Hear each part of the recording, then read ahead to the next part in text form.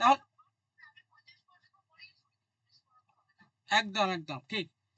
আচ্ছা, আমাদের যেটা বলছিলাম যে অরিজিনালি আমাদের ভারতের ফান্ডামেন্টাল রাইটস কতগুলো ছিল? 7টা ফান্ডামেন্টাল রাইটস ছিল। ওকে, তো 7টা ফান্ডামেন্টাল রাইটস কি কি? রাইট টু ইকুয়ালিটি অর্থাৎ সাম্যের অধিকার, বাংলায় বলা হয় সাম্যের অধিকার। কত থেকে? 14 থেকে 18 নম্বর ধারাতে সেটা উল্লেখ করা আছে। তাহলে তোমরা লেখো রাইট টু ইকুয়ালিটি কত থেকে? 14 থেকে 18। বাংলায় বলা হয় সাম্যের অধিকার। ওকে, লিখে নাও সাম্যের অধিকার, মানে সবাই সমান অধিকার দিতে হবে, এটাই হচ্ছে 14 থেকে 18 নম্বর আর্টিকেলে বলা হয়েছে। এবারে প্রত্যেকটা আর্টিকেল পরে আসছি, আমি জাস্ট 7টা আর্টিকেল গুলো, এই 7টা যে ফান্ডামেন্টাল রাইটস সেগুলো আমরা প্রথমে মানে আমরা জেনে নেব। আচ্ছা, number 2, right to freedom. Right to freedom মানে কি? যেটা বাংলায় বলা হয় স্বাধীনতার অধিকার। এই স্বাধীনতার অধিকার কত নম্বর আর্টিকেলে উল্লেখ করা আছে? 19 থেকে 22 নম্বর আর্টিকেলে উল্লেখ করা আছে। লেখো right to freedom, FREEDOM, right to freedom. কারোর প্রবলেম হলে বলবে, আমি সব শুনতে পাচ্ছি, হ্যাঁ, তোমরা বলবে অবশ্যই। 19 থেকে 22 নম্বর আর্টিকেলে স্বাধীনতার অধিকার উল্লেখ করা আছে। নাম্বার 3 লেখো right against exploration. Right against, AGAINST, against exploration. Exploration, EXPLORATION।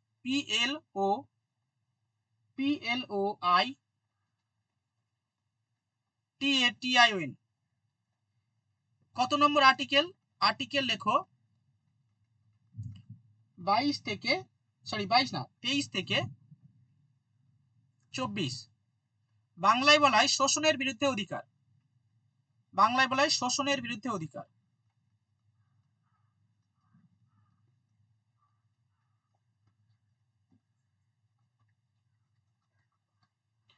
Number 4 লেখো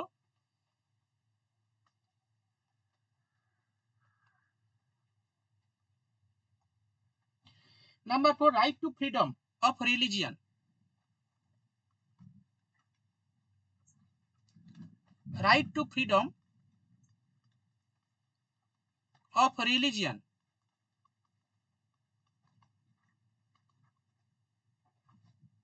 মানে ধর্মীয় স্বাধীনতার অধিকার।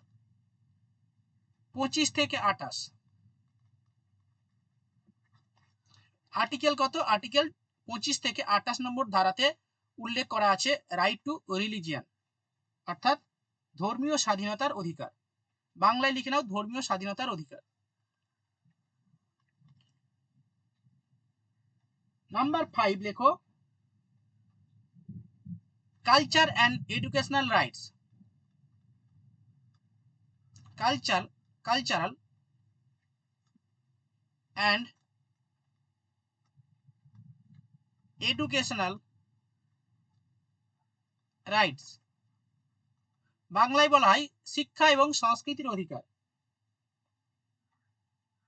শিক্ষা এবং সংস্কৃতির অধিকার অর্থাৎ ভারতবর্ষের সমস্ত মানুষের শিক্ষা এবং তার যে সংস্কৃতি রয়েছে সেটাকে সংরক্ষণ বা তার মর্যাদা দেবে ভারতের সংবিধান, জাতি ধর্ম বর্ণ নির্বিশেষে। কত নম্বর আর্টিকেল? আর্টিকেল হবে 29 থেকে 30। নাম্বার 6 লেখো right two property. RIGHT, right two property. Right two property means হচ্ছে সম্পত্তির অধিকার। আর্টিকেল 31, সম্পত্তির অধিকার। হ্যাঁ,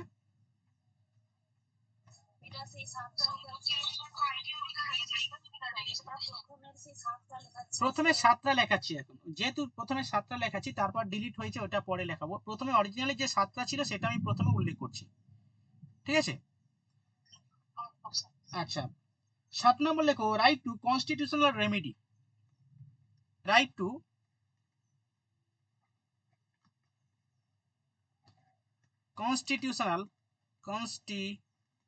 কনস্টিটিউশনাল রেমিডিস মানে কি? এটা কত নম্বর আর্টিকেল? লেখো আর্টিকেল 32, 32 নম্বর আর্টিকেলে বাংলায় বলা হয় সাংবিধানিক প্রতিবিধানের অধিকার। বাংলায় বলা হয় সাংবিধানিক প্রতিবিধানের অধিকার লেখা হয়েছে। আচ্ছা, তাহলে আমরা অরিজিনালি ভারতের সংবিধানে কতগুলো মৌলিক অধিকার ছিল সেটা আমরা পড়ে নিলাম। এবার এই যে ভারতের সংবিধানে মৌলিক অধিকার 7টা দেওয়া হয়েছিল প্রথমে, পরবর্তীকালে সমস্যা দেখা দিল যে জনগণের মধ্যে যদি প্রপার্টি দেওয়া হয় তাহলে সরকারের কিছু থাকবে না, সরকার কিছু করতে পারবে না, সরকার কোনো বাড়ি তৈরি করতে পারবে না, সরকার কোনো কারখানা তৈরি করতে পারবে না, কেউ সম্পত্তি দেবে না। তো আমার সম্পত্তি আছে আমি বিক্রি করব না, হ্যাঁ, বা সম্পত্তি রেলপথ তৈরি করতে গেলে, রাস্তা তৈরি করতে গেলে তাহলে ব্যক্তিগত সম্পত্তির অধিকার। এবার সেই ব্যক্তি কি করবে? কোর্টে যাবে, বলে সরকার আমার জমি কেড়ে নিচ্ছে। সেই কারণে সমস্যা তৈরি হলো। সেই পরবর্তীকালে এই ভারতবর্ষের যে রাইট টু প্রপার্টি বা সম্পত্তির অধিকার, এই সম্পত্তির অধিকারকে ডিলিট করে দেওয়া হলো, বিলুপ্ত করে দেওয়া হলো। ঠিক আছে, অর্থাৎ রাইট টু প্রপার্টি যেটা ভারতের সংবিধানের মৌলিক অধিকার ছিল, 1978 সালে, লিখে নাও, 1978 সালে 44তম সংবিধান সংশোধনের মাধ্যমে 44 কনস্টিটিউশনাল অ্যামেন্ডমেন্ট, পরে লেখো 1978 সালে 44তম সংবিধান সংশোধনের মাধ্যমে 44তম সংবিধান সংশোধনের মাধ্যমে সম্পত্তির অধিকারকে বাতিল করা হয়, রাইট টু প্রপার্টিকে ডিলিটেড করা হয়, ডিলিট করে দেওয়া হয়।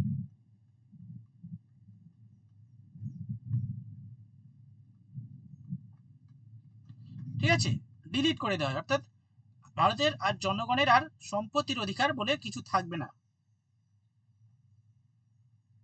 এবং এই যে অধিকার, এই অধিকারটা একটা আইনত অধিকার। আইনত তোমার সম্পত্তি হতে পারে, তুমি জমি কিনবে, তোমার আইনত তোমার ইয়ে থাকবে, দলিল থাকবে, লিগালি রাইটস হয়ে গেল। অর্থাৎ সম্পত্তির অধিকার পরবর্তীকালে এই মৌলিক অধিকার বাতিল করে কি হয়ে গেল? একটা আইনি অধিকার বা আইনত অধিকার, যেটাকে বলা লিগ্যাল রাইটস। লিখে নাও, সম্পত্তির অধিকার পরবর্তীকালে লিগ্যাল রাইটস বা আইনি অধিকারের মর্যাদা পায়। এবং এটা লিখে দেওয়া হয় ভারতের সংবিধানের 300 নম্বর আর্টিকেল। কত নম্বর আর্টিকেল? লিখে নাও, আর্টিকেল 300। অর্থাৎ আমরা এখান থেকে কি জানতে পারলাম? যে 1978 সালে 44তম সংবিধান সংশোধনের মাধ্যমে সম্পত্তির অধিকারকে বাতিল করে এটা একটা আইনত অধিকার দেওয়া হয় ভারতের জনগণের জন্য, যেটাকে প্রতিস্থাপন করা হয় যেটা প্রতিস্থাপন করা হয় আর্টিকেল 300 নম্বর আর্টিকেলে। তাহলে অতএব আমরা কি জানতে পারলাম? বর্তমানে ভারতে মৌলিক অধিকারের সংখ্যা কয়টি? অ্যাট প্রেজেন্ট, লিখে নাও, বর্তমানে ভারতের ফান্ডামেন্টাল রাইটস মৌলিক অধিকারের সংখ্যা কটা হবে? 6টা। বুঝতে পেরেছো? নুরুল ক্লাসে আছো? সবাই জয়েন হয়েছো? আচ্ছা, বাকিরা আছো কেউ? সিদ্ধার্থ ক্লাসে আছো?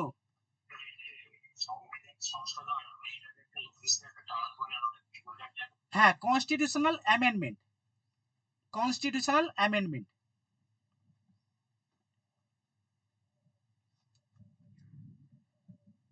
সুজাতা ক্লাসে আছো? সুজাতা, পল্লবী, সিদ্ধার্থ?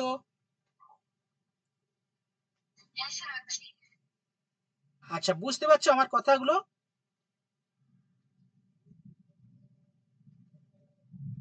বুঝতে পারছো তো? ঠিক আছে, আমি এখানে লিখছি, তোমরাও মানে কল্পনা করো, আমি কিন্তু এখানে বোর্ডে লিখছি। এটা হলে খুব ভালো হতো, এখনো পর্যন্ত কারেন্ট এলো না। ঠিক আছে, আশা করি অসুবিধা হবে না, তোমাদের বুঝতে অসুবিধা হবে না। আচ্ছা, তাহলে আমরা বর্তমানে কতগুলো মৌলিক অধিকার পেলাম? নুরুল বলো, বর্তমানে আমাদের সংবিধানে কতগুলো মৌলিক অধিকার আছে? এনিওয়ান? হ্যাঁ, 6খানা আছে, এখন 6টা রয়েছে, তাই তো?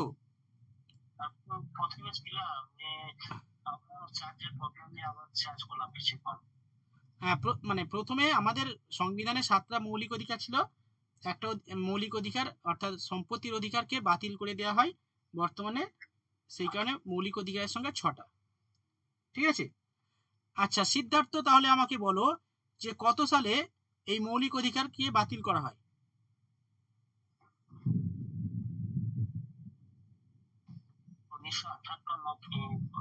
1978 সালে, ঠিক। ওকে, সিদ্ধার্থ ক্লাসে নেই? হ্যাঁ ছিল তো, সে ক্লাসে এসেছিল, যাই হোক বুঝতে পারছি না। সুমন্ত ক্লাসে আছো? আচ্ছা আচ্ছা, সিদ্ধার্থ ক্লাসে আসেনি না, যাই হোক বাদ দাও। আমি হয়তো ও জিজ্ঞাসা করেছিল ক্লাস হবে কিনা। হ্যাঁ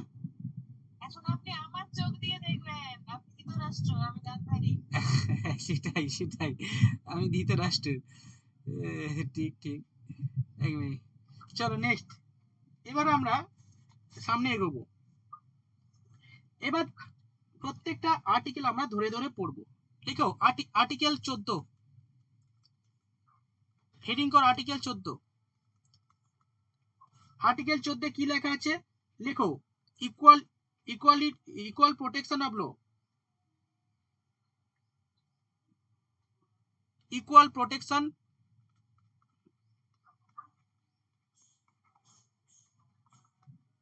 protection of law,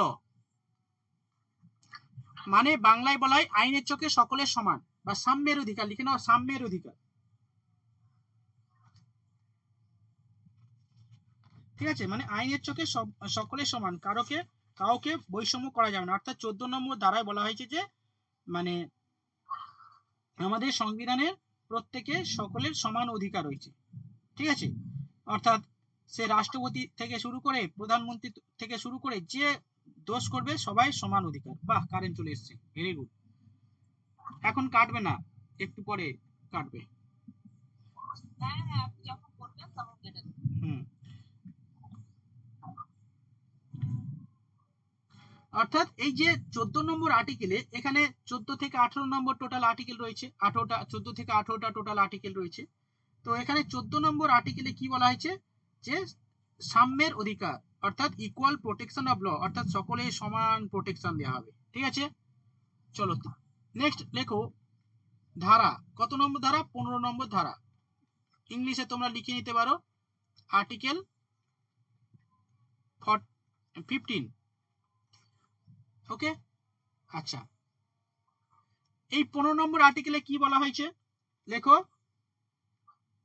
prohibition of বাংলায় লিখবে, আমি ইংলিশটা বলে দিই। Prohibition of discrimination on ground religious, race, caste and sex, অর্থাৎ জাতি, ধর্ম, বর্ণ নির্বিশেষে সকলের সমান, মানে সকলের সমান কি, সকলের সমান সমতা ভিত্তিতে সমতার অধিকারকে মর্যাদা দেওয়া হবে। ঠিক আছে, লেখো বাংলায় লেখো জাতি, ধর্ম, বর্ণ নির্বিশেষে,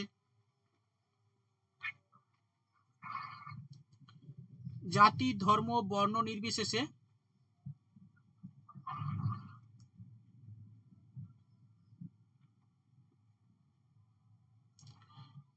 হয়েছে, এটা আমি লিখছি না, লেখো জাতি, ধর্ম, বর্ণ নির্বিশেষে।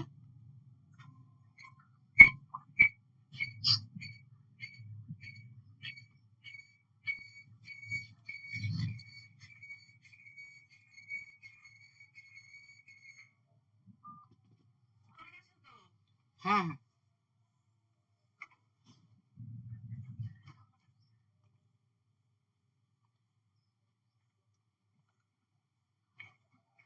ঠিক আছে।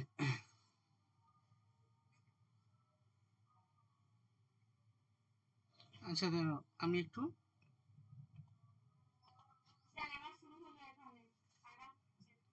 তোমার শুরু হয়েছে এবার? হ্যাঁ হ্যাঁ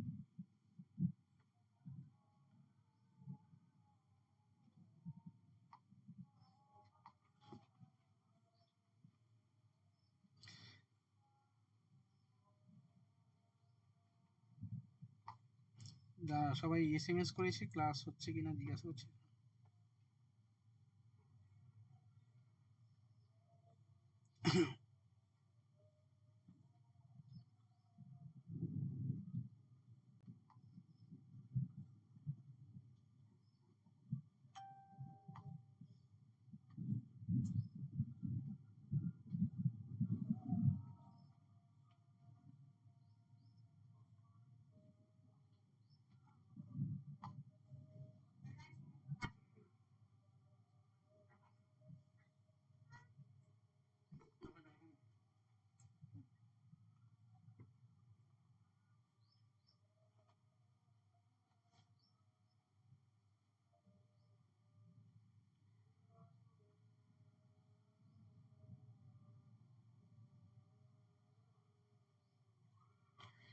যাই হোক, আগে কি হতো, সমস্যা হতো আগে, অতটা প্রবলেম হতো না। মানে প্রবলেমটা এখনই শুরু হয়েছে, ওই যখন থেকে আমরা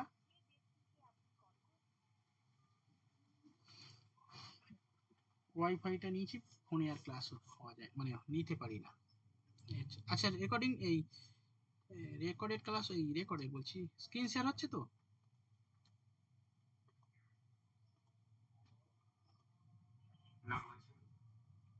আচ্ছা, ঠিক আছে। দেখো, তাহলে যেটা বলছিলাম যে আমাদের 14 নম্বর আর্টিকেলে কি বলা হয়েছে, লেখো, right equal equal protection by law, অর্থাৎ সকলের চোখে সকলের সমান, ঠিক আছে। নাম্বার 2 লেখো 15 নম্বর আর্টিকেল। 15 নম্বর আর্টিকেলে কি বলা হয়েছে, জাতি ধর্ম বর্ণ নির্বিশেষে সকলের সমান অধিকার প্রতিষ্ঠা হবে। জাতি ধর্ম বর্ণ নির্বিশেষে সকলের সমান অধিকার প্রতিষ্ঠা হবে।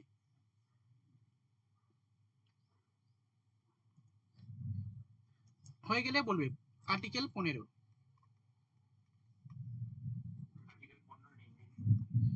ইংরেজিটা লিখবে?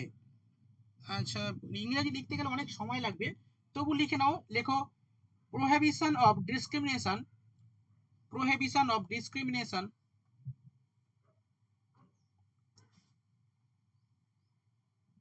on ground of religion, race, caste, sex or place, অর্থাৎ জাতি ধর্ম বর্ণ নির্বিশেষে কারোর সঙ্গে বৈষম্যমূলক আচরণ করা যাবে না, মানে সকলের সমান অধিকার, ঠিক আছে। মানে সাধারণ ব্যক্তি যদি কোনো হোটেলে, সে বড় রেস্তোরাঁতেও যেতে পারে, একজন গরিব মানুষ যেতে পারে, বড় লোকও যেতে পারে, মুকেশ আম্বানিও যেতে পারে, আমিও যেতে পারি, ঠিক আছে।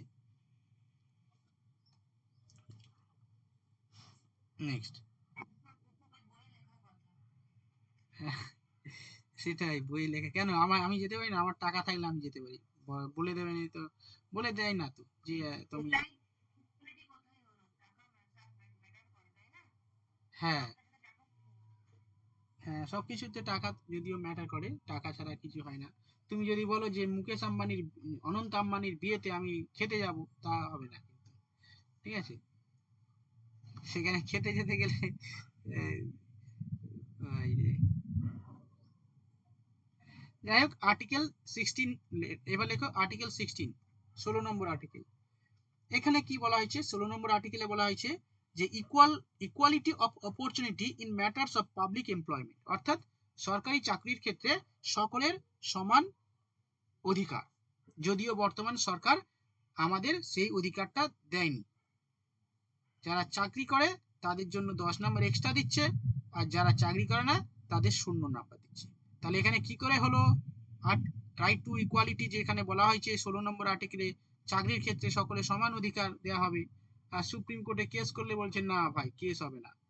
কিন্তু এখানে মৌলিক অধিকার আমাদের খর্ব হচ্ছে, সাধারণ মানুষের মৌলিক অধিকার খর্ব হচ্ছে, সেটা কেউ কিন্তু সংবিধানে বলে দিয়েছে হ্যাঁ যে ভাই চাকরির ক্ষেত্রে, সরকারি চাকরির ক্ষেত্রে এমপ্লয়মেন্ট, ঠিক আছে, পাবলিক এমপ্লয়মেন্টের ক্ষেত্রে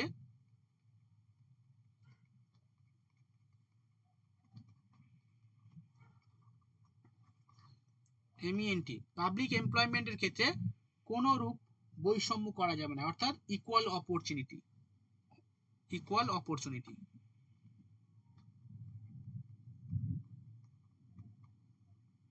সকলের সমান অপরচুনিটি দিতে হবে, কিন্তু সেটা বাস্তবে হচ্ছে না। আর্টিকেল 17, আচ্ছা এটা ইংলিশ লিখে নাও, equal opportunity in matters of public employment. Article 17 17 নম্বর আর্টিকেলে কি বলা আছে? অ্যাবলিশ অফ আনটাচেবিলিটি, অর্থাৎ অস্পৃশ্যতার বিলুপ্তকরণ করা হয়েছে। Abolish abolish of untouchability, TCHABLITY, untouchability. দেখো বাংলায় বলা হয় অস্পৃশ্যতা দূরীকরণ।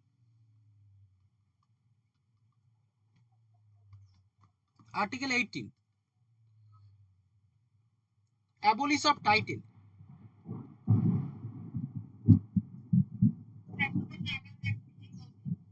হ্যাঁ আকাশ তো আমার এখানে ডাকছে।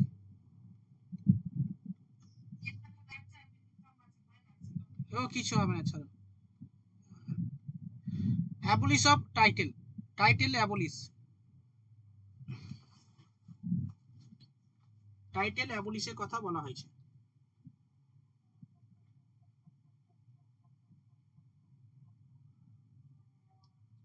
হয়েছে? হ্যাঁ টাইটেল মিন্স হচ্ছে ভারতের সংবিধানে আগে যেমন টাইটেল দেওয়া হতো, যেমন ভারত রত্ন, এই সরি ভারত রত্ন, রায় বাহাদুর, হ্যাঁ তারপরে হচ্ছে রায়, তারপরে তোমার কি বেশ বলে,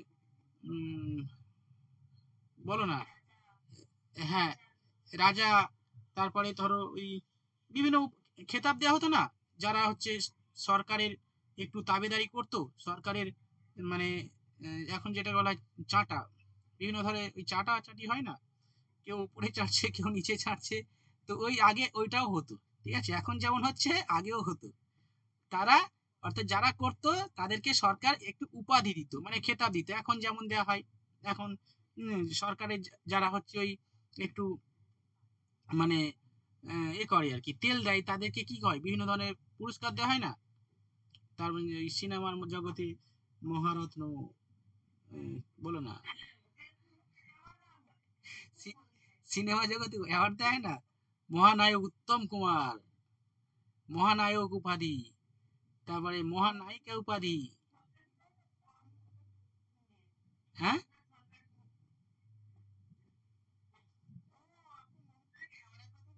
হ্যাঁ বিভিন্ন অ্যাওয়ার্ড দেওয়া হয় না সব। তো তো অ্যাওয়ার্ড বলতে এই রকম অ্যাওয়ার্ড, আগেকার দিনে ইংরেজরা কি করতো, যারা হচ্ছে ইংরেজদের একটু মানে কথা শুনতো, তাদের মেনে চলতো, তাদেরকে অ্যাওয়ার্ড দিত সরকার, ঠিক আছে। তো যেটাকে খেতাব খেতাব বলা হতো, কিন্তু সরকার বলছে না ভাই আর খেতাব দেওয়া যাবে না, ঠিক আছে, টাইটেল অ্যাবলিশ করে দেওয়া হলো, ঠিক আছে। হ্যাঁ কাইজার হিন্দ খেতাব, কাইজার হিন্দ তো খেতাব, হ্যাঁ বুঝতে পেরেছো, অ্যাবলিশ অফ টাইটেল। কিন্তু এখন অ্যাবলিশ অফ টাইটেল এগুলো আগে যেমন এই যে টাইটেল গুলো ছিল সেগুলো অ্যাবলিশ করে দেওয়া হয়, তবে মিলিটারি ক্ষেত্রে এবং একাডেমিক ক্ষেত্রে এই টাইটেলটা দেওয়া যেতে পারে, ঠিক আছে। মিলিটারি অর্থাৎ ভারতের বিশেষ অবদানের জন্য যারা ভারতের যে কোনো, হ্যালো ক্লাসে আসো, ক্লাস নিচ্ছি তো।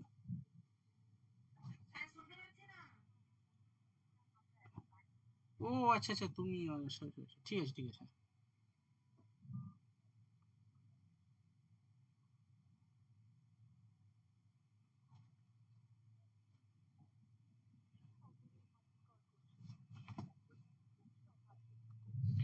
হ্যাঁ, শুনতে পাচ্ছ?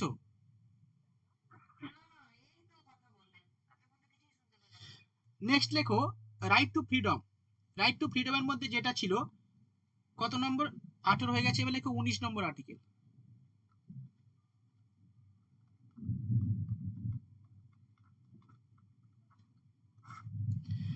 19 নম্বর আর্টিকেলে, আচ্ছা সব ইংলিশে লিখতে হবে না, ইংলিশ লিখতে গেলে অনেক সময় লাগবে, আমি ইংলিশ বলে দেবো, তোমরা লিখতে পারো, অসুবিধা নেই। ঠিক আছে, 19 নম্বর আর্টিকেলে কি বলা হয়েছে? 19 নম্বর আর্টিকেলে মানে এখানে 6টা মৌলিক অধিকারের কথা উল্লেখ করা হয়েছে। ঠিক আছে, মানে 19 নম্বর আর্টিকেলে আমাদের 6টি মৌলিক অধিকারের কথা উল্লেখ করা হয়েছে, লিখে নাও। Protection of 6 right regarding of freedom, অর্থাৎ লেখো মৌলিক 19 নম্বর আর্টিকেলে 6টি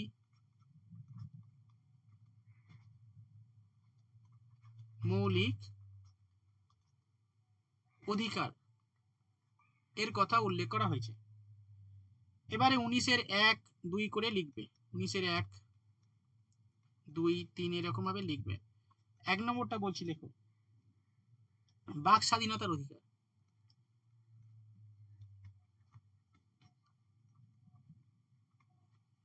বাক স্বাধীনতার অধিকার ইংলিশে যেটাকে বলা হয় ফ্রিডম অফ স্পিচ, অর্থাৎ তুমি এই যে আমি কথা বলছি, ঠিক আছে, এই যে কথা বলছি, ঠিক আছে, মানে তুমি সরকারের বিরুদ্ধে কথা বলতে পারো, যদিও সরকারের বিরুদ্ধে কথা বললে চাপ আছে, ঠিক আছে, যে কোনো মুহূর্তে তোমাকে একদম, হ্যাঁ, তোমার বিরুদ্ধে কেস ঠুকে দেবে।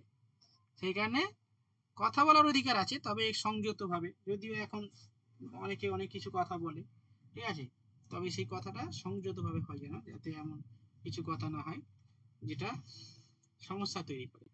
বাক স্বাধীনতার অধিকার, ঠিক আছে, যে কোনো ব্যক্তি,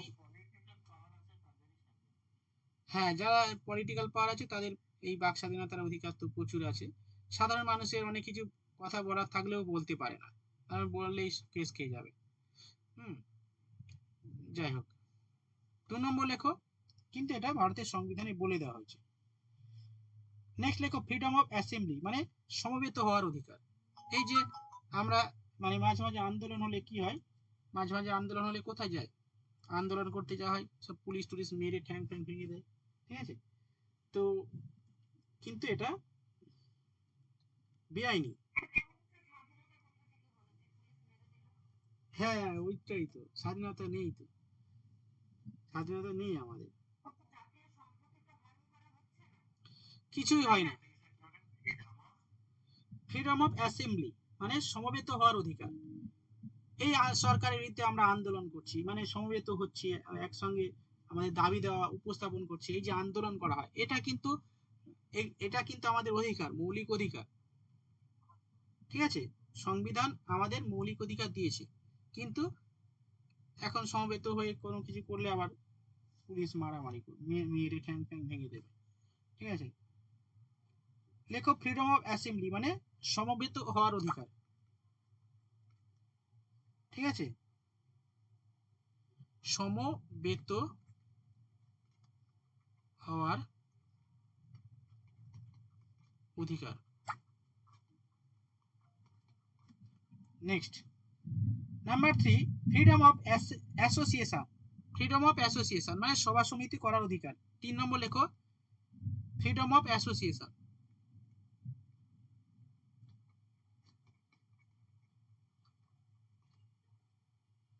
অ্যাসোসিয়েশন, অ্যাসোসিয়েশন মিন্স কি? সভা এবং সমিতি করার অধিকার, অর্থাৎ তুমি এই যে মঞ্চ তৈরি করা হয়েছে না বিভিন্ন ধরনের, আপার প্রাইমারি মঞ্চ, বঞ্চিতদের মঞ্চ, হ্যাঁ, তারপরে ডিএ মঞ্চ, তো এগুলো মঞ্চ, এগুলো করার অধিকার রয়েছে, ফ্রিডম অফ অ্যাসেম্বলি সভা সমিতি গঠন করার অধিকার রয়েছে। নেক্সট ফ্রিডম অফ রেসিডেন্ট, অর্থাৎ স্বাধীনভাবে বসবাসের অধিকার, তুমি ভারতের যে কোনো স্থানে স্বাধীনভাবে বসবাস করতে পারবে, ঠিক আছে, বাঙালিরা বিহারে গিয়ে বসবাস করলে কিছু বলা যাবে না, বা বিহারিরাও বাংলাতে এসে বসবাস করছে, দোকান করছে, সবই তো বাংলাতে, সবই তো বিহারি, হ্যাঁ, সব মানে হিন্দিভাষীরা সব ভর্তি হয়ে গেছে। হ্যাঁ, আগে কলকাতায় ছিল, এখন আমার সব জায়গায় চলে আসছে, আমাদের এখানে প্রচুর সব হয়ে গেছে পিআরই টিআরই, ঠিক আছে। বা অনেকে আছে এখানে মনে করার কিছু নেই, ঠিক আছে। আমার একটা 11 12 এর একটা মেয়ে ছিল, সে যদিও এখন মানে প্রাক্তন, সে তার বাবা বিহারি থেকে এসছে, বুঝলে, বিহার থেকে, তাদের ব্যবসা ওই কম্বল কম্বল টম্বল ব্যবসা, সারা ভারতে ব্যবসা করে বেড়ায়, ঠিক আছে। তো এখানে শীতকালে কাপড় ওই কম্বল টম্বল বিক্রি করতে আস্তে আস্তে আস্তে এখানে পুরো সেটেল হয়ে গেছে। তো এখন বিশাল এখানে ঘর বাড়ি করে দোকান টোকান করে বিশাল একটা করে নিয়েছে, ঠিক আছে। আবার উনি এসছে সঙ্গে 10-20 জন নিয়ে চলে এসছে, ঠিক আছে, এরকম সেই একটা কলোনি গড়ে তুলেছে, এরকম ব্যাপার। হুম। যাই হোক, তুমি জম্মু কাশ্মীরে গিয়ে বসতি স্থাপন করতে পারো, ঠিক আছে। এখন যদিও আগে ছিল না, এখন কিন্তু সেই অধিকারটা ভারতের সংবিধানে করে দিয়েছে আর কি। এই যে সংবিধান, যে জম্মু কাশ্মীর যে স্পেশাল স্ট্যাটাস ছিল সেটাকে ডিলিট করে দেওয়া হয়েছে, ওকে। দেখো, ফ্রিডম অফ মুভমেন্ট, আচ্ছা 4 নম্বরটা লিখে নিয়েছো, ফ্রিডম অফ সেটেলমেন্ট। আচ্ছা 4 নম্বর লেখো ফ্রিডম অফ সেটেলমেন্ট, মানে বসতি স্থাপনের অধিকার। নেক্সট লেখো ফ্রিডম অফ মুভমেন্ট,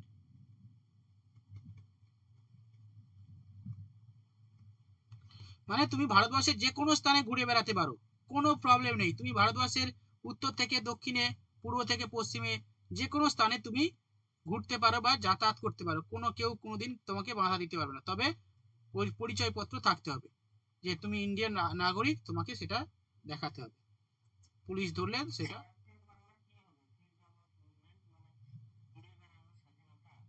হ্যাঁ স্বাধীন, হ্যাঁ ঘুরে স্বাধীনভাবে চলাচলের অধিকার, স্বাধীনভাবে চলাচলের অধিকার।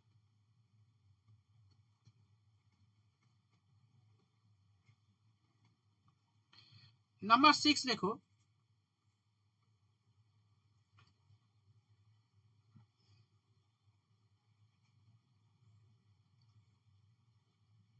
আর কি, 6টা না, 6টা হয়নি, আর কি বাদ আছে?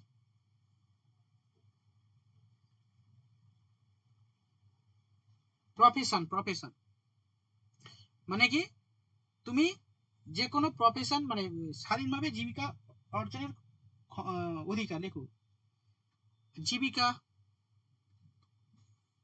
ব্যবসা, ঠিক আছে।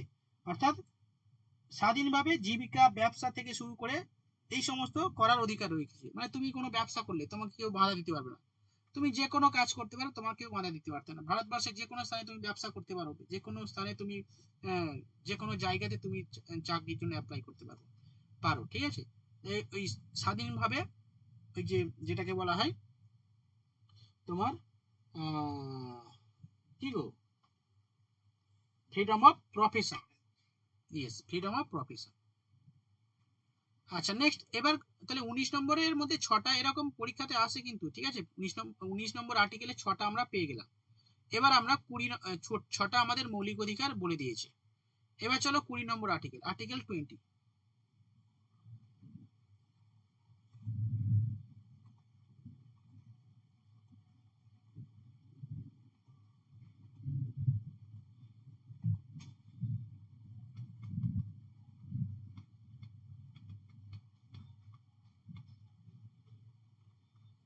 আর্টিকেল 20, 20 নম্বর আর্টিকেলে কি বলা হয়েছে? 20 নম্বর আর্টিকেলে বলা হয়েছে যে protection in respect of conviction of offence, অর্থাৎ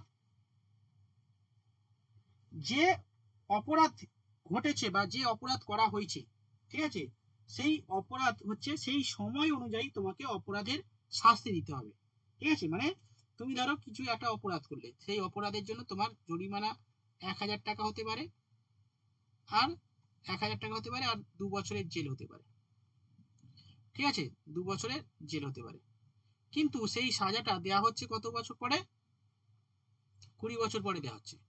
কিন্তু সাজার মেয়াদ চেঞ্জ হয়ে গেল, মানে চেঞ্জ হয়ে গেল 1 লাখ টাকা, হ্যাঁ সরি, হ্যাঁ 1 লাখ টাকা তোমার জরিমানা, আর হচ্ছে 10 বছরের জেল।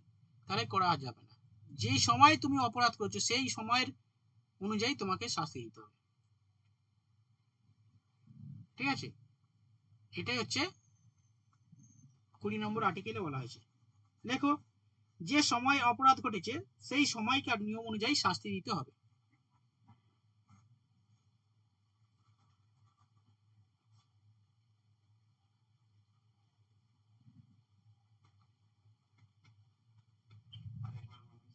যে সময়ে অপরাধ ঘটেছে সেই সময়ের নিয়ম অনুযায়ী শাস্তি প্রদান করা যাবে।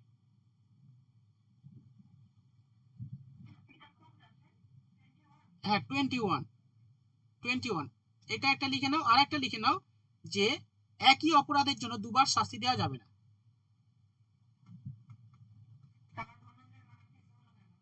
কি করা হয়েছে? ধনঞ্জয়কে ফাঁসি দেওয়া হয়েছে, জেল হওয়ার পরে ফাঁসি।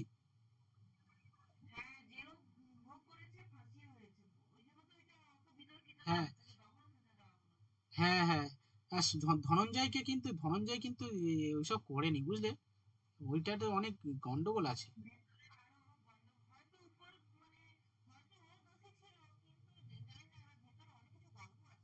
হ্যাঁ, এটা নিয়ে তো একটা কেস হয়েছে, মানে কেস মানে কি, অনেক রিপোর্ট হয়েছে। সে তো মরে গেছে, আর কি হবে, কেস করে আর কি হবে। ধনঞ্জয় গরিবের ছেলে ছিল, সিকিউরিটি কাজ করতো তো। হুম, মেদিনীপুরে না কোথায় বাড়ি, নদিয়াতে, কলকাতা ফ্ল্যাটে ওই যেমন সিকিউরিটি থাকে আর কি, সেরকম সিকিউরিটিরা, ওরা কেন গরিবের ছেলে কেন ওইসব করতে যাবে? হ্যাঁ, হয়তো এরকম কোনো মানে প্রভাবশালী সব অ্যাফেয়ার্স ছিল। হ্যাঁ হ্যাঁ হ্যাঁ হ্যাঁ, সেই সময় অত,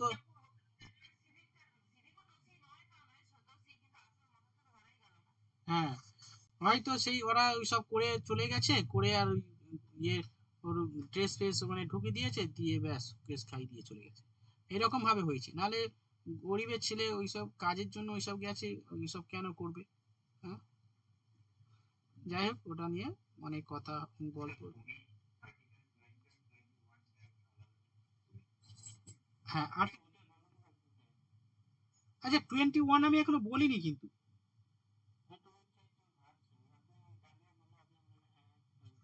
21 কিছু করেছি আমি, 21 লিখেছি আমি। 20,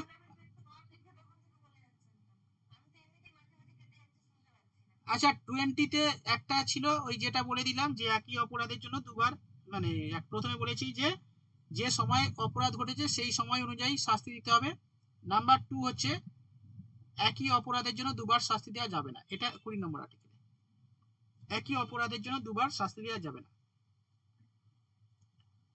আচ্ছা, নিচে আর্টিকেল 20 দেখি, 21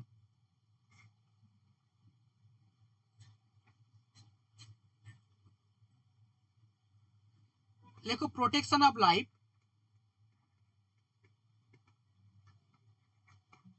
protection of life and personal liberty.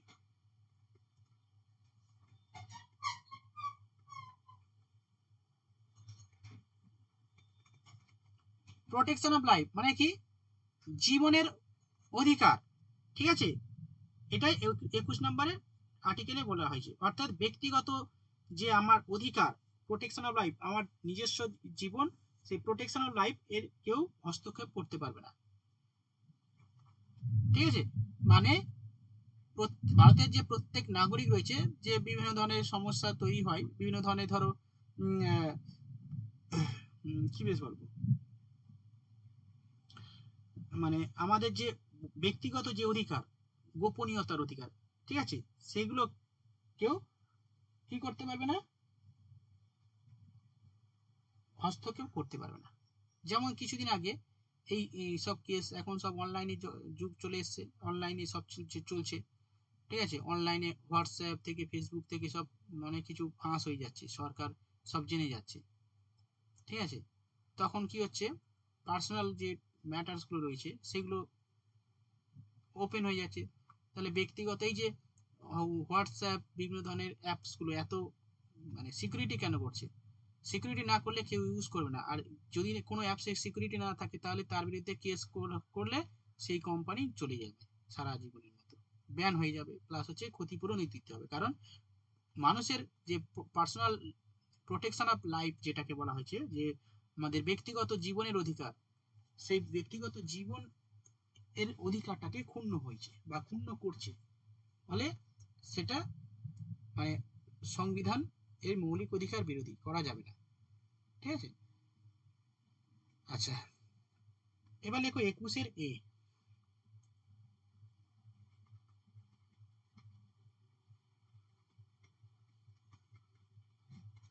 21-এর এ তে কি বলা হয়েছে? 6 থেকে 14 বছর বয়স পর্যন্ত সকল নাগরিকদের এলিমেন্টারি এডুকেশন দিতে হবে।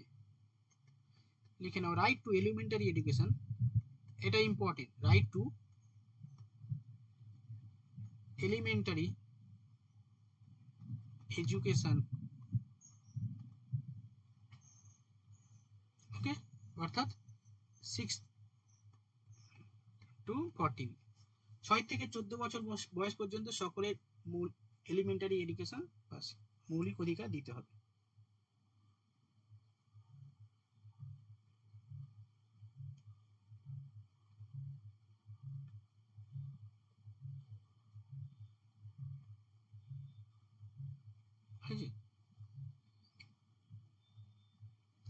আচ্ছা, নেক্সট লেখো আর্টিকেল 22।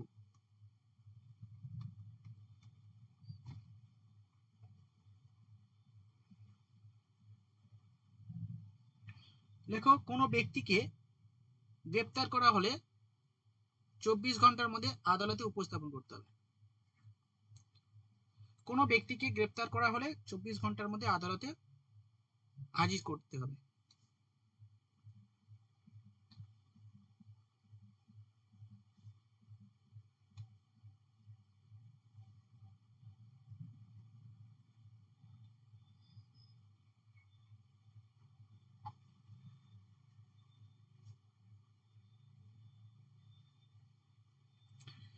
আচ্ছা, নেক্সট এটা হয়ে গেল।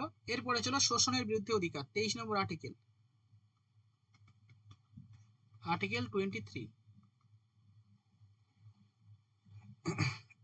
23 নম্বর আর্টিকেল, 23 নম্বর আর্টিকেলে কি বলা হয়েছে? যে যেটাকে বলা হয় রাইট টু শোষণের বিরুদ্ধে অধিকার, রাইট টু এগেইনস্ট এক্সপ্লোইটেশন, অর্থাৎ শোষণের বিরুদ্ধে অধিকার, ঠিক আছে, যেখানে 23 এবং 24 নম্বর আর্টিকেলে বলে উল্লেখ করা হয়েছে। এখানে কি বলা হয়েছে? এখানে বলা হয়েছে যে protection of traffic in human beings or force labour, অর্থাৎ কোনো মানুষকে বল প্রয়োগ করে কাজ করানো যাবে না, ওকে, বা জোর করে খাটানো যাবে না। লিখে নাও, prohibition of traffic, prohibition of traffic, বাংলায় লেখো, বল প্রয়োগ করে কাজ করানো যাবে না বা বেগার খাটানো যাবে না। Traffic in human beings, in human,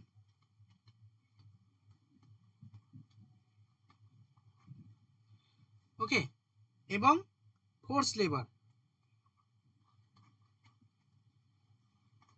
forced labour, অর্থাৎ 23 নম্বর আর্টিকেলে বলা হয়েছে যে জোর করে কাউকে বেগার খাটানো যাবে না, এবং এবং মানে জোর করে কাউকে কাজ করানো যাবে না, সঙ্গে কাউকে মানে কাজ করে আবার মানে শোষণ যেটাকে বলা হয়, বা আরো বেগার খাটানো যেটাকে বলা হয়, বেগার খাটানো যাবে না, বা মানুষ ক্রয় বিক্রয় করা যাবে না, ঠিক আছে। আর্টিকেল 24, আর্টিকেল 24 এ কি বলা হয়েছে? চাইল্ড লেবার, 14 বছরের কম বয়সী কোনো শিশুকে ফ্যাক্টরিতে কাজ করানো যাবে না। ঠিক আছে, লিখে নাও। 14 বছর কম বয়সী কোনো শিশুকে ফ্যাক্টরিতে কাজ করানো যাবে না।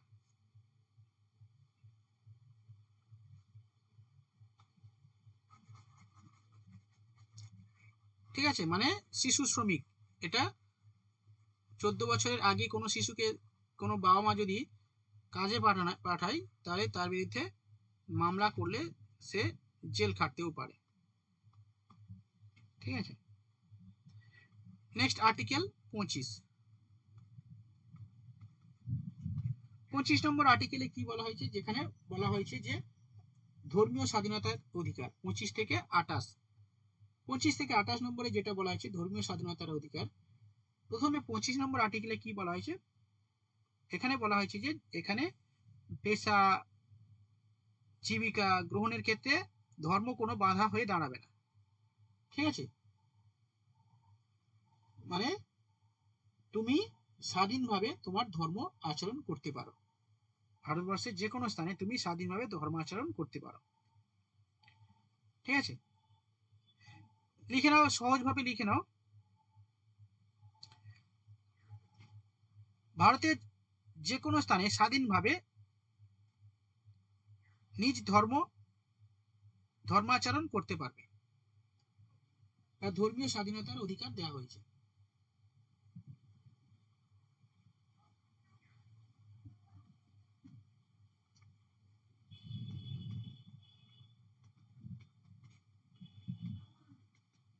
आर्टिकल 26 লেখো, freedom to manage religious affairs, freedom to manage religious affairs 26 নম্বর আর্টিকেলে বলা আছে। এটার মানেটা কি? এটার মানে হচ্ছে যে ধর্মীয় প্রতিষ্ঠান গঠন করতে তুমি পারবে, অর্থাৎ ধর্মীয় অনুষ্ঠান পরিচালনার জন্য ধর্মীয় প্রতিষ্ঠান বা ট্রাস্ট, ঠিক আছে, যেখানে সম্পত্তি রাখা হয় সেটা তুমি করতে পারবে। লেখো, ধর্মীয় প্রতিষ্ঠান বা ট্রাস্ট গঠন করা যাবে।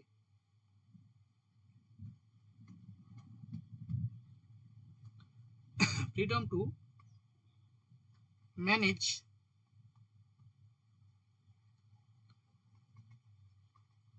religious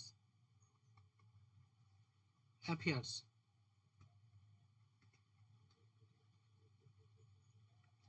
হয়েছে। চলো নেক্সট লেখো,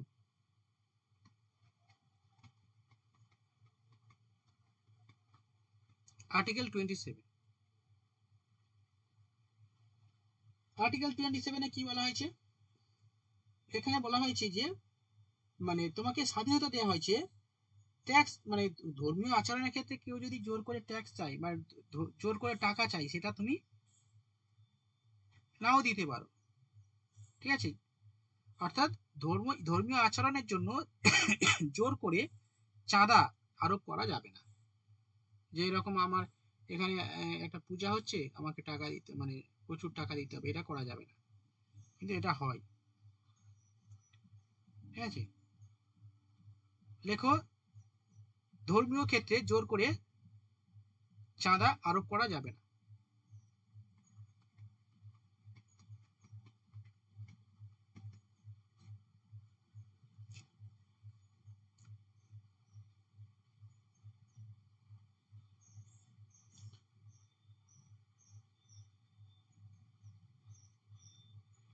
ঠিক আছে, নেক্সট দেখো 28 নম্বর আর্টিকেলে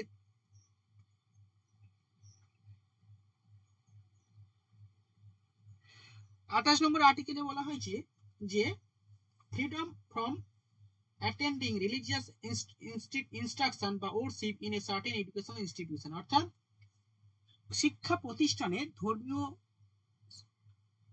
অনুষ্ঠান পালন করা যাবে না। ঠিক আছে, অর্থাৎ ধর্মীয়, লেখো, শিক্ষা প্রতিষ্ঠানে ধর্মীয় অনুষ্ঠান নিষিদ্ধ। ঠিক আছে, তবে যদিও প্রাচীন যে ভারতীয় সংস্কৃতি সেগুলোকে সংরক্ষণ করার জন্য সেটা করা যেতে পারে। ঠিক আছে, লিখে নাও, কিছু কিছু শিক্ষা প্রতিষ্ঠানে ধর্মীয় অনুষ্ঠান পালন নিষিদ্ধ করা হয়েছে।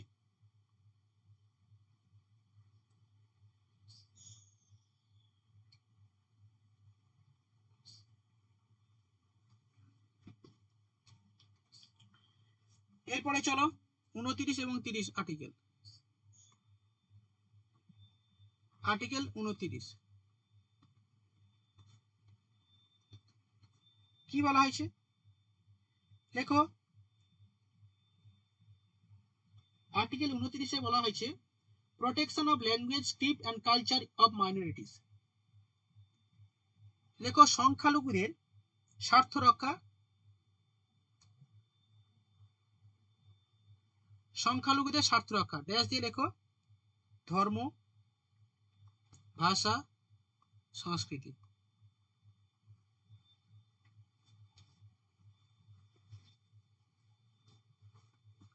আর্টিকেল 30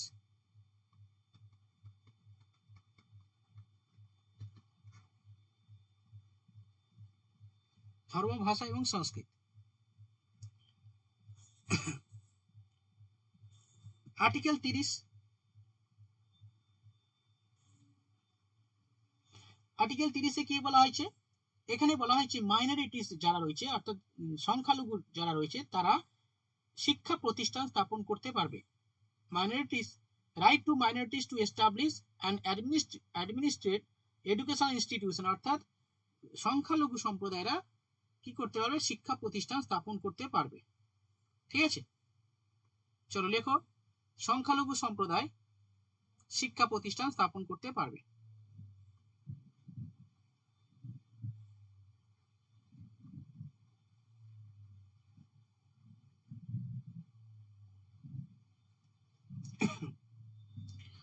আচ্ছা, এরপরে আমরা আসবো 32 থেকে 35। ঠিক আছে, এই 32 থেকে 35-এ কি বলা, হ্যাঁ 31 তো ডিলিট হয়ে গেল, সম্পত্তির অধিকার। হ্যাঁ 31-এ তো ডিলিট করে দেওয়া হলো না সম্পত্তির অধিকার, সেইখানে 31 আর হবে না, কারণ ওটা মৌলিক অধিকার নেই আর। এবার 32 থেকে 35 নম্বর আর্টিকেলে কি বলা হয়েছে, শাসনতান্ত্রিক প্রতিবিধানের অধিকার। এই শাসনতান্ত্রিক প্রতিবিধানের মানে যেটাকে বলা কনস্টিটিউশনাল রেমিডিস, অ্যাকচুয়ালি এই যে এত অধিকার আমাদের দেওয়া হয়েছে এর সংরক্ষণ করবে কে, কে যদি না সরকার করে থাকে তাহলে তুমি কার বিরুদ্ধে তুমি কেস করবে, বা কোন প্রমাণ বা কোন তথ্য নিয়ে তুমি সরকারের বিরুদ্ধে দাঁড়াবে, সেটা কিছু না থাকলে, তার তার যে প্রমাণ না থাকলে তুমি কি করবে, পারবে না। সেইখানে সংবিধান উল্লেখ করে দিয়েছে যে তোমার অধিকার যদি কেউ খর্ব করে, এই 32 থেকে 35 নম্বর ধারাতে যেগুলো বলে দিয়েছি এইগুলো তুমি করতে পারবে, এর মাধ্যমে তুমি সরকারের বিরুদ্ধে বা কোনো ব্যক্তির বিরুদ্ধে কেস করতে পারবে। এইখানে বলা হচ্ছে প্রতিকার, মানে আমার মানে অধিকার যদি কেউ প্রতিষ্ঠা না করে তাহলে প্রতিকার হিসাবে সেটাও বন্দোবস্ত করে দিয়েছে। এইখানে বলা হচ্ছে কনস্টিটিউশনাল রেমিডিস, অর্থাৎ শাসনতান্ত্রিক প্রতিবিধানের অধিকার। ঠিক আছে, মানে কেউ যদি বঞ্চিত হয় সে সুপ্রিম কোর্টে যেতে পারে, হাইকোর্টে যেতে পারে, সেখানে গিয়ে তার যে অভিযোগ সেটা জানাতে পারে এবং কোর্ট অর্ডার দেবে, ভাই এই করতে হবে ওই করতে হবে। এই যে এত চাকরি চলে গেল, কোর্টে গিয়েছিল জনগণ, মানে যারা বঞ্চিত তারা হাইকোর্টে গেছিল, হাইকোর্ট থেকে সুপ্রিম কোর্টে, সুপ্রিম কোর্ট বলে দিয়েছে এই সবাই চাকরি বাতিল হয়ে যাবে, কারণ এই যারা চাকরি পেয়েছে সবাই ইললিগ্যাল পেয়েছে। এর মানে কি, ভারতের নাগরিকদের যে মৌলিক অধিকার সেগুলোকে ক্ষুণ্ণ করে চাকরি দেওয়া হয়েছে, সেইখানে বাতিল করে দিয়েছে। ঠিক আছে, আচ্ছা এবার দেখো লিখে নাও আর্টিকেল 32 লেখো, লেখো কোন রকম বঞ্চনার ক্ষেত্রে সুপ্রিম কোর্টে দ্বারস্থ হওয়ার অধিকার দেওয়া হয়েছে। কোন রকম বঞ্চনার ক্ষেত্রে সুপ্রিম কোর্টে যাওয়ার অধিকার দেওয়া হয়েছে।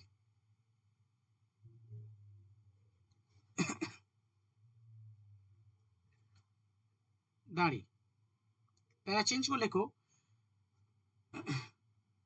32 নম্বর আর্টিকেলকে heart and soul of constitution বলা হয়, বলেছেন বি আর আম্বেদকর। এটা ইম্পর্টেন্ট, লিখে নাও।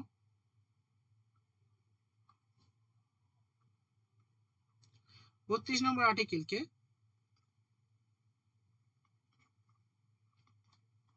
Heart and soul of constitution,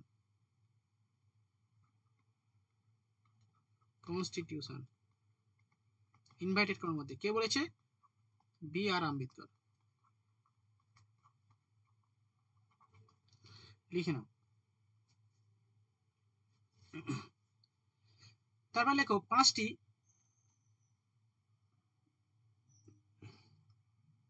Ritz এর কথা উল্লেখ করা হয়েছে। রিট, রসইট রিট, 5টি রিট, মানে এইটা পুরোটা হচ্ছে, এই পুরোটা যে পুরো বিষয়টা হচ্ছে 32 থেকে 35 নম্বর আর্টিকেলে উল্লেখ করা হয়েছে। ঠিক আছে, দেখো 5টি রিটস এর কথা উল্লেখ করা হয়েছে। জাস্ট 5টা রিটস লিখে নেবে। 1 নম্বর লেখো ম্যান্ডামাস। 5টা রিটস কি? 1 নম্বর লেখো ম্যান্ডামাস।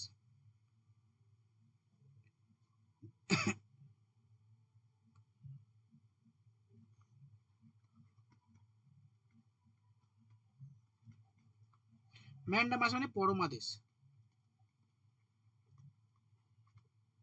2 নম্বর লেখো হেবিয়াস কর্পাস। হেবিয়াস কর্পাস, বাংলায় লেখো বন্দি প্রত্যক্ষীকরণ। প্রত্যক্ষীকরণ।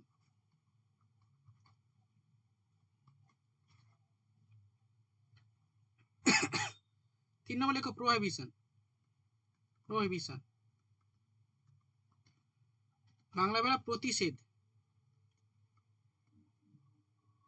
4 নম্বরে এখানে লিখে দিচ্ছি কোয়ারান্টু। কিউ, প্রতিষেধ, পেট কাটার মধ্যে সহায়িকা দ, প্রতিষেধ। প্রতিষেধ মানে হচ্ছে প্রতিষেধ, মানে হচ্ছে অ্যাকচুয়ালি এই প্রতিষেধ হচ্ছে নিষেধ করা, মানে কোনো উচ্চ আদালত নিম্ন আদালতকে নিষেধ করতে পারে যে তুমি এই কাজ করতে পারো না, এটা তোমার অধিকার না। বুঝতে পেরেছো? নিষেধ করা। Quo warranto, quo warranto, Q U O, quo warranto, A R R A N T, এর বাংলা হচ্ছে কোন অধিকারে। কোন অধিকারে? এই যে অনেকে চাকরি করছে, ঠিক আছে, ভুলভাল ইনফরমেশন দিয়ে চাকরি করছে, সাদা খাতা জমা দিয়ে চাকরি করছে, ঠিক আছে, সেই কারণে কোনো ব্যক্তির বিরুদ্ধে যদি অধিকার আসে, কিছুদিন আগে পরেশ অধিকারীর মেয়ে, কি বেশ নাম গো, চাকরি করছে সাদা খাতা জমা দিয়ে। কোন অধিকারে তুমি এই চাকরি করছো? তোমার কি অধিকার আছে সাদা খাতা জমা দিয়ে চাকরি করছো? প্রশ্ন করতে পারে, যদি প্রমাণিত হয় তার চাকরি বরখাস্ত করতে পারে। ঠিক আছে, মানে তুমি যে এই পদে আছো, তো তোমার কোন অধিকারে এই পদে আছো, তোমার কি যোগ্যতা এই পদে আছো, এটাকে বলা হয় কোয়ারান্ট। তুমি কারোর বিরুদ্ধে তুমি কেস করতে পারো যে এর কোনো যোগ্যতা নেই অথচ এই চাকরি করছে, তুমি সুপ্রিম কোর্টে গেলে বা হাইকোর্টে গেলে তোমার অধিকার প্রতিষ্ঠা করে দেবে। 5 নম্বর, আচ্ছা এখানে জায়গা নেই, আমি একটু মুছে দিয়ে করছি।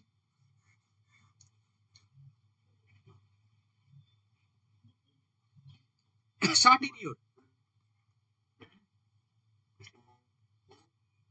কো ওয়ারান্টু, কিউ ইউ ও একটু space warranto, W A double R A N T, quo warranto. এর অর্থ হচ্ছে কোন অধিকারে, বাংলায় হচ্ছে কোন অধিকারে। তারপরে দেখো certiorari, C E R T I T O T I O R A R Y, certiorari. Certiorari এর বাংলা হচ্ছে উৎপ্রেষণ। উৎপ্রেষণ, উৎপ্রেষণ মানে কি? বিশেষভাবে জ্ঞাত হওয়া। বাংলায় লিখে নাও বিশেষভাবে জ্ঞাত হওয়া।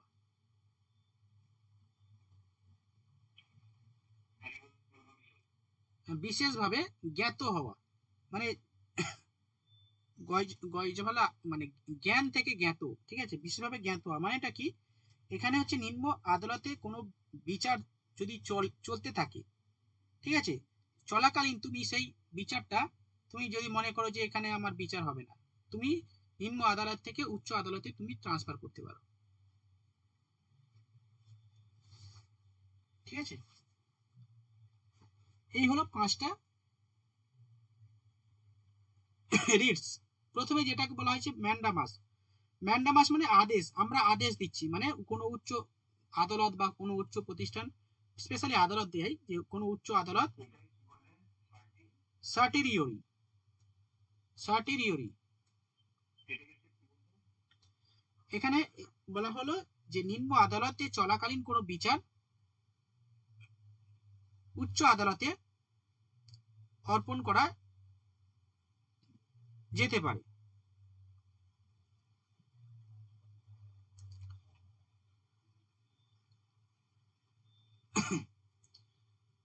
ঠিক আছে,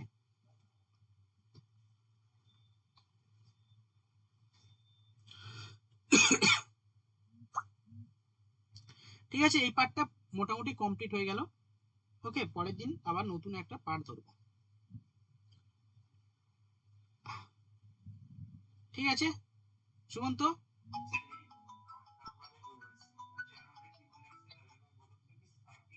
সার্টিরিওরি, হ্যাঁ হ্যাঁ স্যার, পড়াতে যাচ্ছি, একটু দাঁত। সার্টিরিওরি, CERTIORI,